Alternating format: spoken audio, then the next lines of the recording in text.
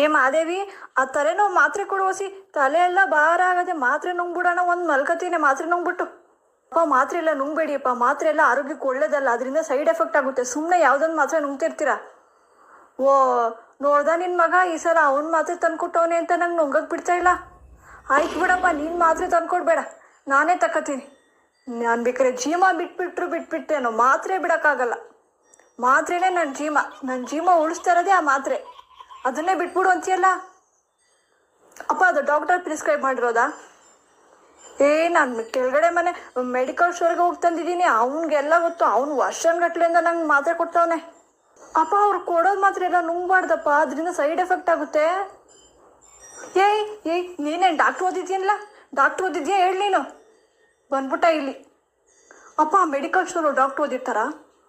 ಅವ ಡಾಕ್ಟ್ರ್ ಓದಿಲ್ಲದೆ ಇರ್ಬೋದು, ಆದರೆ ಅವ್ನಿಗೆಲ್ಲ ಗೊತ್ತಿರುತ್ತೆ. ಅವ್ನು ಮೆಡಿಕಲ್ ಸ್ಟೋರ್ ಇಟ್ಟಿರೋದೇನಕ್ಕೆ?